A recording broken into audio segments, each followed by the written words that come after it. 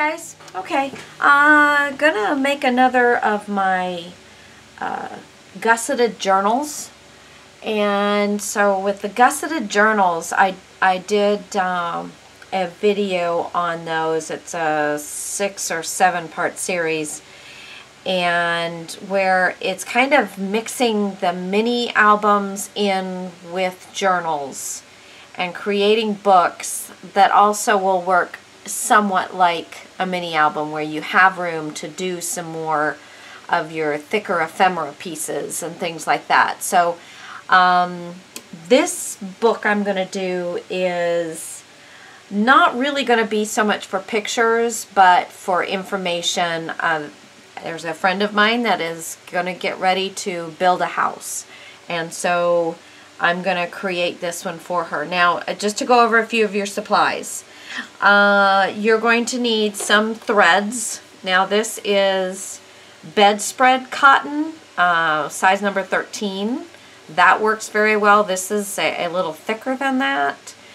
Just anything that's not going to unwind, or if it's multi, like this has got multi threads twisted together, but it doesn't unwind very easily. And this the same thing, but they're very strong, and that's what we're interested in, is some stuff that's going to be really strong, but not just a regular weighted thread. I don't personally think that those are good for this kind of project. Anyway, so you're going to need some thread, a thimble of some type. You're going to need a needle. You can have either pointed or blunt. This one does have a somewhat of a tip to it, but it's not by any stretch of the imagination a sharp needle. So there's those things. I also find these needle grabbers. Now this is a very old one. I actually found it at a garage sale, but it's just little rubber round piece that you can really grip that needle and pull it through. It's very helpful. So if you ever find these, pick them up. They really work, and they're really helpful to get that needle through. If you've done the books, you know what I'm talking about. Okay, you're going to need some clips of some sort. Binder clips are great.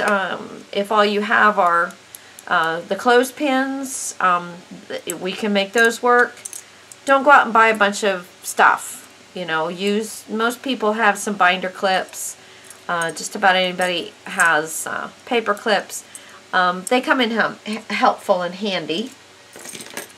Rulers, ruler of any, a T ruler is always nice to have. A regular ruler. The Tim Holtz ruler is really nice because of the different options you have for centering and that kind of thing. But any ruler will do. Bone folder, any bone folder will work for you. If you don't have a bone folder, maybe you have one of these. Oh, for the life of me, I can't remember what these are called right at the moment. Oh, but they, you know, like some of the boards, the scoreboards have them. Good Lord, I'll think of it in a few minutes. You might need to have a pencil, something that you can do some markings on, and possibly an eraser that will erase the pencil marks. I'm just going to kind of put some of this away as oops, sorry if I'm banging the camera here. There we go. A paper cutter, you're going to need that. Oh, if you have a envelope punch board, great. If you don't go out and buy one for this. We'll figure it out. But I possibly will be using this. Or I might just skip this and just figure it out how we can do it without it. But if you have that, that'll be one less step to worry about. Put that back over here. Okay, the paper collection, you're going to need any paper collection you want. But since I am doing this for a lady that's getting ready to build her own home and is going to need information, you know, tons and tons of information to keep up with and that kind of stuff. This Graphic 45 Artisan Style paper collection, I took a class one time and used half the book on a Jim the Gentleman Crafter. I took a class of his and used half this collection on a curio cabinet that I made. It was a lot of fun. He's a very nice man. But I hadn't known what I was going to do with the rest of the paper. So it's got a lot to do with you know, with home style and the details, architectural details and things like that. So I thought, perfect. We'll get to use up some of this.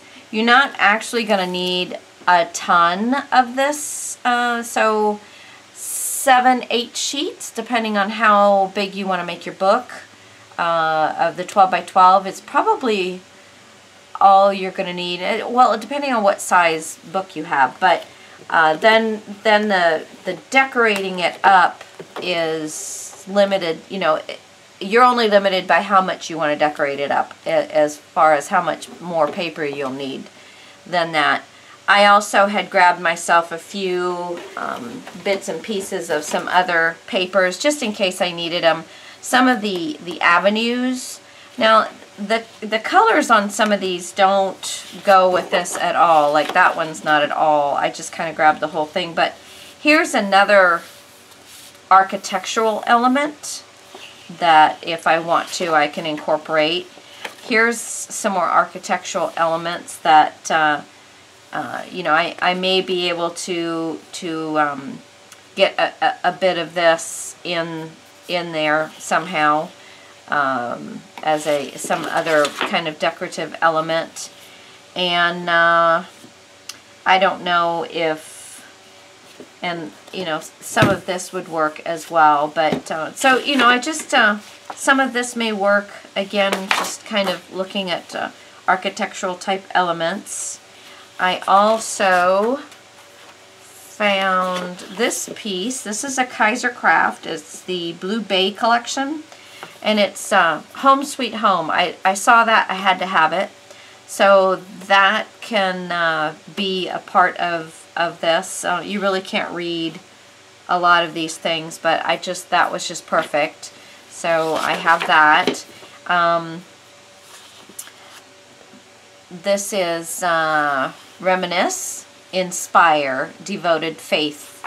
I really like that. She is very religious, so I thought some of these I could incorporate into her book, and they're beautiful. So, and then this is a piece by Kaiser Craft, the Cottage Rose collection. It's Welcome. So this is again another architectural piece.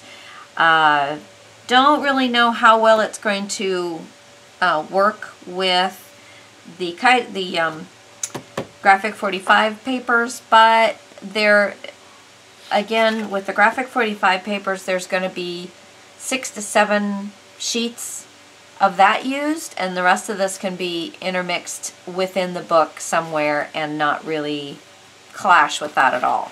Okay, so there's that. You're also going to need some kind of box, or you can use chipboard, whatever you want.